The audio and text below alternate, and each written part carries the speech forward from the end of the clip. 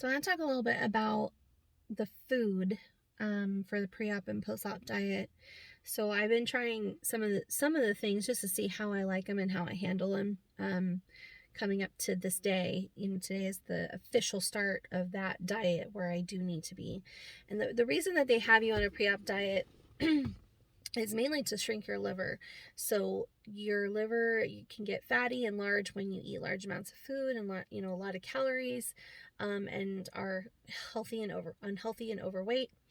And the liver sits right on top of the stomach. So when they go in for surgery, they're gonna want to get into the stomach easy, and to do that they need that liver shrunk. So the diet that they have me on is the protein is 35% of my macros, and carbohydrates is 25% of my macros, and fat is 40% of my macros.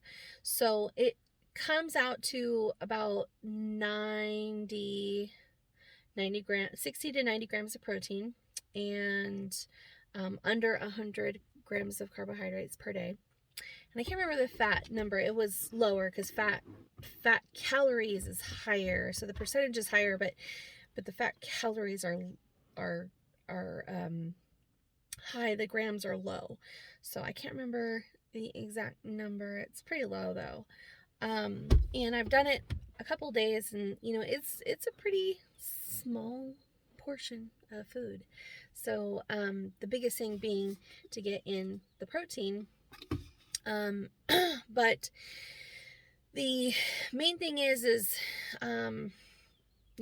probably 2 meal replacement shakes, and then a meal, which is going to consist of a decent portion of protein and some veggies for your carbohydrates, and then a small, very low amount of fat. And that's going to be my day for the next 3 weeks. And then the 2 days prior to operation, I go full liquid. So I'll be drinking protein shakes, and I think I can have gelatin, and broth, soups. Now broth, if you make the broth, it doesn't actually contain any protein. So it's more about liquids. It's just about getting hydrated before surgery and getting your protein in, but the broth isn't going to add to your protein intake. So that's all going to come from your whey protein.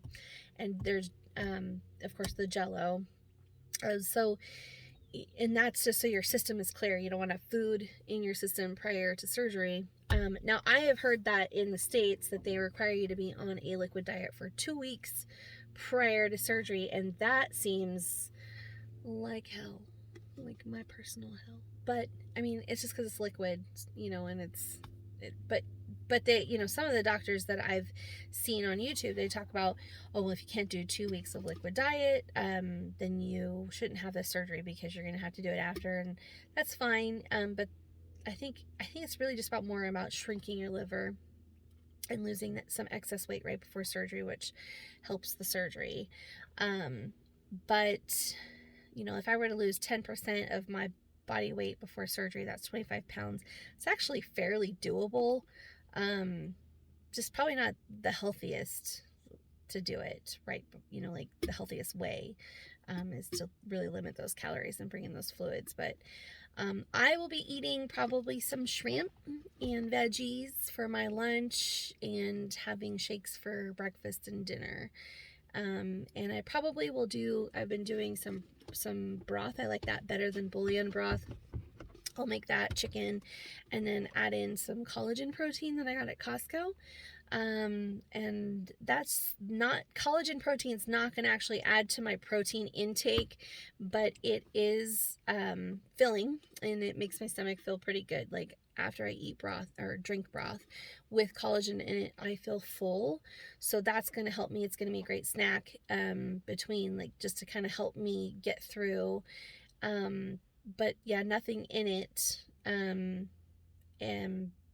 But the collagen protein will help with hair, and that's another issue that I'm nervous about. I don't have a lot of hair to start with. I have pretty fine, thin hair. As you can tell, it's just kind of sad looking, but I use a lot of extensions and I try to keep it as healthy as possible, Olaplex. But it sounds like I'm going to lose some hair with this surgery if I'm losing weight fast. And I mean, that could happen with any like very fast weight loss, and it sounds like it starts right around the 3-month mark after surgery and may go towards for like up to like the 9th month, and then you start growing it back, and people are complaining about, you know, kind of like losing hair in their, you know, I already kind of have like that cowlick here, you know, but like that receding hairline area, and getting like really thin in there, and then they start to grow back, and it's like these baby hairs, you know, and they just stick up and your hair's all frizzy. So I have a couple solutions that I have researched for that. Well, one thing is that I have, you will be taking supplements. So I bought the biotin supplements. I bought berry melts. That was what was recommended to me.